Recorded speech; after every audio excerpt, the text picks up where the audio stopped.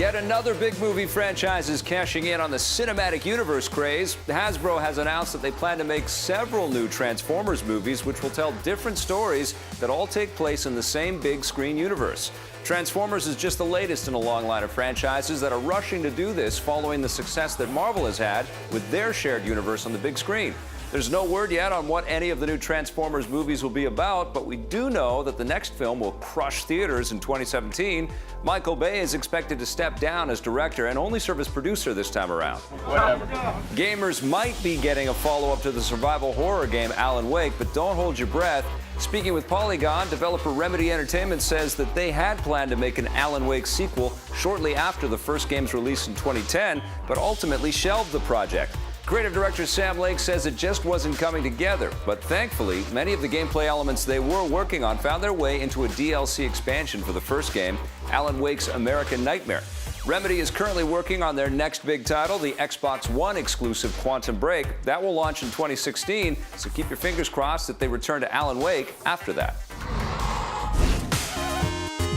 Some good stuff to talk about today, and here to help me do that is Marissa Roberto. Hello. Are you a big Alan Wake fan?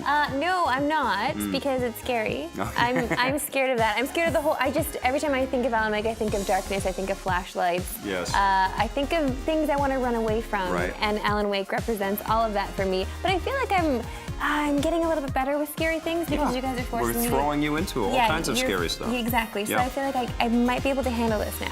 Yeah, it sounds like I think there's a desire to build us more at Remedy, but they've got some stuff to do. I think they're sort of floating this stuff out there on purpose. None of these moves are, not calculated. They want to see what the interest is on something like this. Sure. I would be happy to see more, especially on the Xbox One. That would be cool. Okay, But I want to see how Quantum Break does next year for us. Right, first. so let's wait for that. Yeah. Let's see how that does, and then we'll do more Alan Wake and the flashlight and all that. Unfortunately, it looks like one thing that we cannot avoid, though, is a ton of Transformers movies headed our way. How does that? does this picture paint 1,000 words right there?